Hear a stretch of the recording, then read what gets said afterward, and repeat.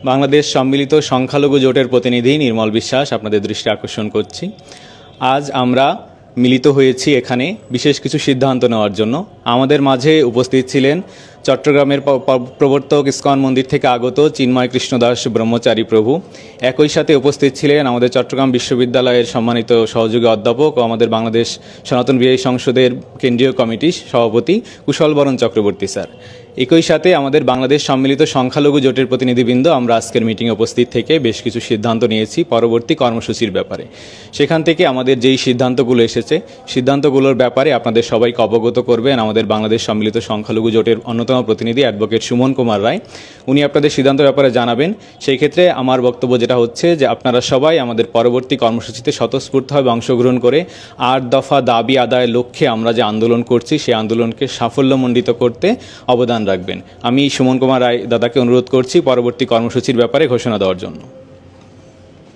নমস্কার, আমি অ্যাডভোকেট সুমন কুমার রায়।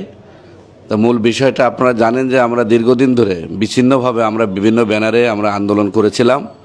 পরবর্তীতে আমাদের কুশলদা আপনারা জানেন যে বাংলাদেশের যুব আইকন এবং চট্টগ্রাম বিশ্ববিদ্যালয়ের উনি অধ্যাপক, এবং আমাদের পুণ্ডরিকধাম চট্টগ্রামের বর্তমান সময়ের যিনি আলোচিত সারা বাংলাদেশের হিন্দু জাগরণের জন্য অন্যতম প্রিয় মুখ চিন্ময় কৃষ্ণপ্রভু সম্মিলিতভাবে সকল ব্যানারকে একসাথে আহ্বান জানালে আমরা সবাই বসে আমাদের এখন সকল সংগঠন, সুশীল সমাজ, ছাত্র, শিক্ষক, হরিজন, ঋষি, সকল স্তরের প্রতিনিধি নিয়ে আমাদের যে ব্যানারটা এখন আমরা সম্মিলিতভাবে আমরা কাজ করছি সেটা হলো বাংলাদেশ সম্মিলিত সংখ্যালঘু জোট। এই ব্যানারে তো এই ব্যানারে আপনারা জানেন যে আমরা গত শুক্রবার একটা শহীদ মিনারে মশাল মিছিল করেছি, শহীদ মিনার থেকে রমনা মন্দির।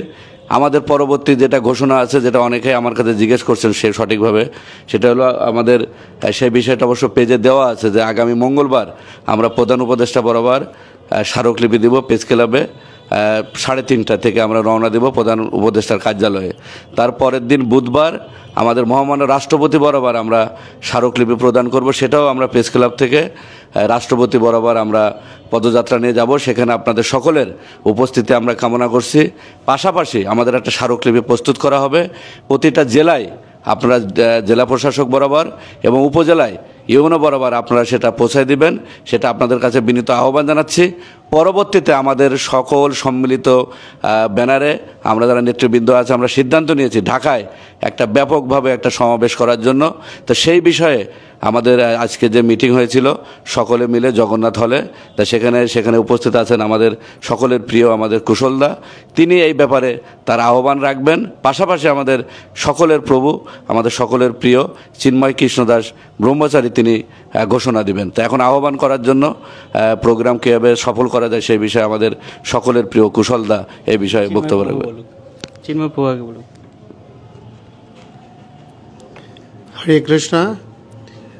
বাংলাদেশের সনাতনী সমাজের দীর্ঘ 53 বৎসরের বঞ্চনার অবসানকল্পে বাংলাদেশের সনাতনী সমাজ দীর্ঘদিন প্রতিটি সরকারের সময়ে আন্দোলন করেছে। তো বাংলাদেশে ছাত্র জনতার নবজাগরণ ঘটেছে। বাংলাদেশে একটা নতুন মৌলিক অধিকার নিয়ে বাঁচার প্রত্যয়ে ছাত্রদের যে অভ্যুত্থান হয়েছে, তো সমস্ত জনগোষ্ঠীর সঙ্গে সনাতনীরাও প্রত্যাশা করে যে আমরা আমাদের অধিকার নিয়ে বাঁচব এবং একজন গর্বিত বাংলাদেশীর পরিচয় প্রদান করে আমরা এগিয়ে যাব। যার ফলশ্রুতিতে সনাতনী সমাজ দীর্ঘদিন ধরে বিভিন্ন ব্যানারে আন্দোলন করছে, বিভিন্ন বক্তব্য উপস্থাপন করছে। এখন সনাতনী সমাজের প্রতিটি সংগঠন, প্রতিটি পর্যায় থেকে আমরা ঐক্যবদ্ধভাবে 8টি মৌলিক দাবি উপস্থাপন করেছি, যেই দাবিসমূহ বেঁচে থাকার জন্য সনাতনীদের জীবনাঙ্গ রূপে গৃহীত হয়েছে। অঙ্গবিহীন যাতে কোনো মানুষ এগুতে পারে না, তাকে প্রতিবন্ধী বলে। অনুকম্পার প্রয়োজন হয়। আমরা রাষ্ট্র জীবনে অনুকম্পা নিয়ে বাঁচতে চাই না। এজন্য আমরা আমাদের মৌলিক অঙ্গরূপে এই 8টি দাবিকে উপস্থাপন করেছি এবং আমাদের মাননীয় প্রধান উপদেষ্টা সহ বিভিন্ন পর্যায়ে এই দাবি পৌঁছানো হয়েছে। আমরা বিভিন্ন রাজনৈতিক দলের সঙ্গেও দেখা করেছি, তাদের কাছেও এই দাবিগুলো উপস্থাপন করেছি। তো সামগ্রিকভাবে আজ পর্যন্ত কোনো এই বিষয়ে সুনির্দিষ্ট ঘোষণা আসেনি। আমাদেরকে দীর্ঘদিন ধরে অপেক্ষার প্রহর গুনানো হচ্ছে এবং অগণিত ছাত্র যুব জনতা সারা দেশে বিভিন্ন জেলায় উপজেলায় আন্দোলন করছে, কিন্তু যৌক্তিক কোনো প্রাপ্তি আমাদের ঘটছে না, যার ফলশ্রুতিতে ঢাকায় সমস্ত সংগঠন একত্রীভূত হয়ে বাংলাদেশ সম্মিলিত সংখ্যালঘু জোট রূপে একত্রীভূত হয়েছে। এই একত্রীভূত সংগঠন আগামী 4 অক্টোবর শুক্রবার বিকাল 3 ঘটিকায় বাংলাদেশের ভাষা, শিক্ষা, সংস্কৃতি প্রগতির পাদপীঠ কেন্দ্রীয় শহীদ মিনারে সমাবেশের ঘোষণা করছে।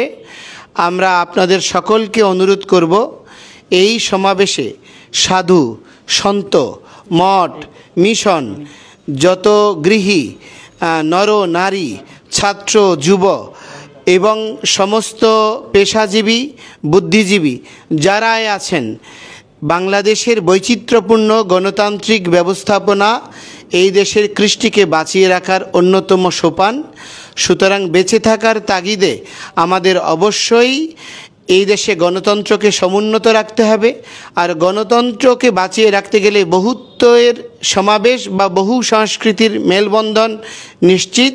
একটি অসাম্প্রদায়িক বাতাবরণ টিকিয়ে রাখা আমাদের নৈতিক দাবি।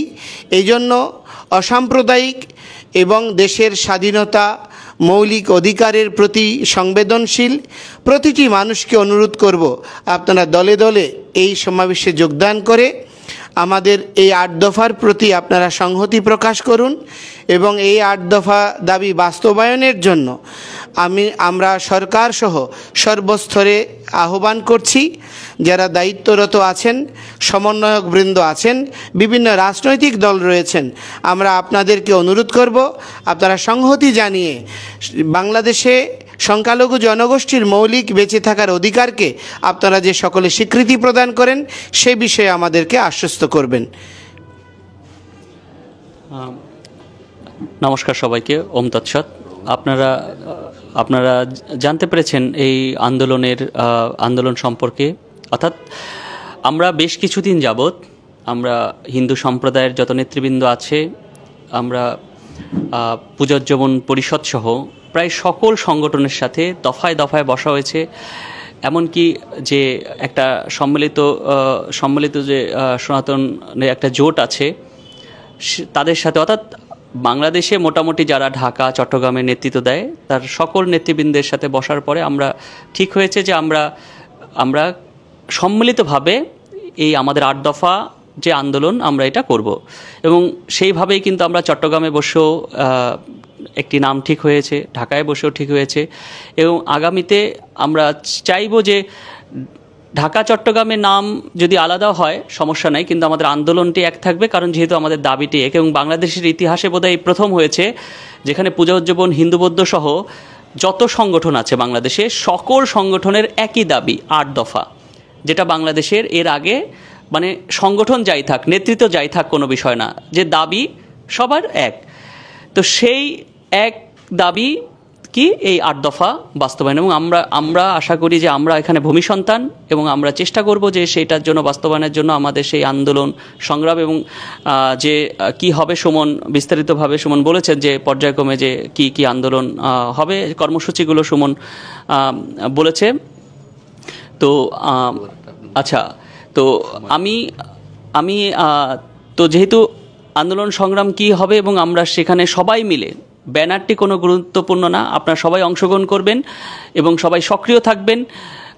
এখানে প্রচুর পরিমাণে সাইবার বুলিং করা হচ্ছে। আপনারা দেখছেন যে যারাই আন্দোলনে যুক্ত হচ্ছে তাদের নামেই বিভিন্ন রকমের অপপ্রচার করা হচ্ছে।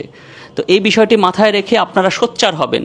আপনারা এই যারা এই অপপ্রচারগুলো করছে তাদের সেই জায়গাগুলোতে আপনারা প্রতিবাদ করবেন।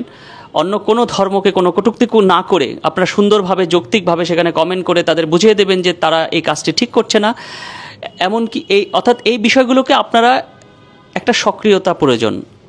তো আমরা মনে হয় যে এভাবে যদি আমরা করতে পারি এবং আমাদের দেশে যারা আছেন এখন, যারা প্রধান উপদেষ্টা সহ অন্য যারা আছেন, আমরা তাদের দৃষ্টি আকর্ষণ করি। তারা আমাদের কথা দিয়েছিলেন, আমরা যখন তাদের যমুনায় প্রধান উপদেষ্টার সাথে আমাদের দেখা হয়েছে, তিনি কিন্তু কথা দিয়েছিলেন যে তিনি আমাদের বিষয়গুলো দেখবেন এবং খুব দ্রুতই দেখবেন। আশা করি তিনি তার কথা তিনি রাখবেন এবং সেই বিষয়গুলোর জন্য আমরা দুর্গাপূজার আগেই অন্তত কয়েকটি দাবি আমরা চাইবো যে আমাদের 8 দফার কয়েকটি দাবি অন্তত দুর্গাপূজার আগে যেন বাস্তবায়নের প্রতিশ্রুতি যেন সরকারের পক্ষ থেকে দেওয়া হয়।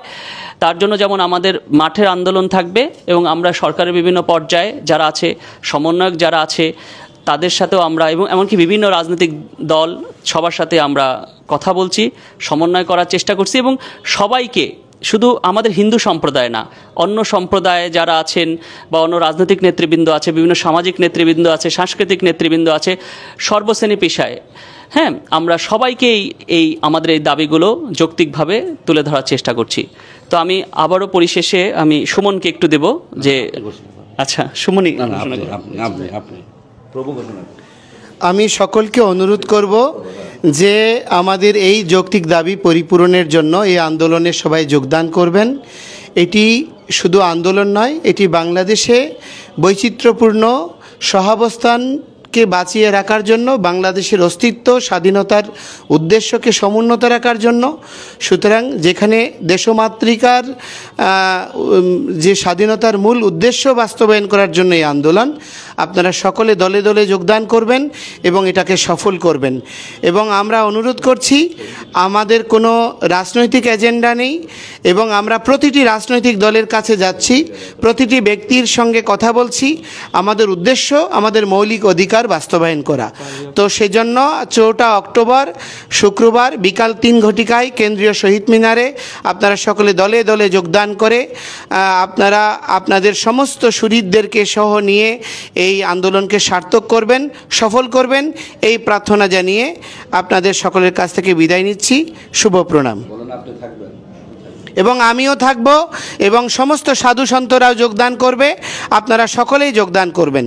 প্রতিটি মঠ, মিশন, সাধু সন্তরাও এক মহামিলনে পরিণত হবে। শুভ প্রণাম।